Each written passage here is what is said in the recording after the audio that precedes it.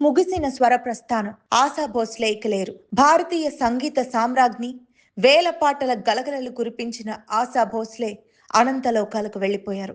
తన అద్భుతమైన స్వరంతో 8 దశాబ్దాల పాటు కోట్లాది మందిని అలరించిన ఆమె ప్రయాణం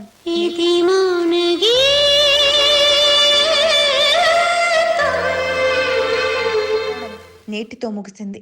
గుండెపోటు, ఊపిరితిత్తుల సమస్యతో ఏప్రిల్ 11న ముంబైలోని బ్రీచ్ క్యాండీ ఆసుపత్రిలో చేరిన ఆశా భోస్లే కొద్దిసేపటి క్రితం తుది శ్వాస విడిచారు. ఆమె 7 సార్లు ఫిలింఫేర్ అవార్డులు, 2 నేషనల్ అవార్డులు పొందారు.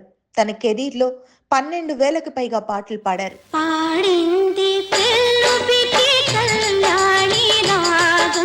1933 సెప్టెంబర్ 8న మహారాష్ట్రలోని సాంగ్లీలో ఆశా భోస్లే జన్మించారు. తండ్రి దీనానాథ్ మంగేష్కర్ వద్ద సంగీత ఓనమాలు దిద్దారు. అక్క లతా మంగేష్కర్తో కలిసి భారతీయ సినిమా పాటను శిఖరాగ్రాన నిలబెట్టారు. 1943లో కేవలం 10 ఏళ్ల వయసులో మాఝా బాల్ అనే మరాఠీ సినిమాతో ఆమె పాట ప్రయాణం మొదలైంది. ఆశా భోస్లే ప్రత్యేకత ఆమె వాయిస్లో ఉన్న వైవిధ్యం. మెలోడీ పాటలైనా, హుషారైన డాన్స్ నెంబర్లైనా, గజల్స్ అయినా ఆమె గొంతులో పలికితే ఆ మజానే వేరు. సుమారు 20కి పైగా భాషల్లో 12,000కు పైగా పాటలు పాడి ఆమె గిన్నిస్ వరల్డ్ రికార్డును కూడా సొంతం చేసుకున్నారు.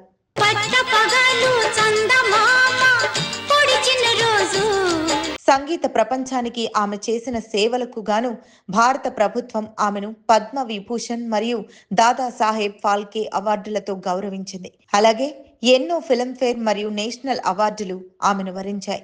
లతా మంగేష్కర్ మరణం తర్వాత ఆశా భోస్లే మంగేష్కర్ కుటుంబానికి పెద్ద దిక్కుగా ఉండేవారు. నేడు ఆమె మరణ వార్త విన్న అభిమానులు, సినీ ప్రముఖులు తీవ్ర దిగ్భ్రాంతికి లోనవుతున్నారు. పాట ఉన్నంత వరకు ఆశా భోస్లే పేరు చిరస్థాయిగా నిలిచిపోతుంది. ఆశా భోస్లే మరణం భారతీయ చిత్ర పరిశ్రమకు తీరని లోటు.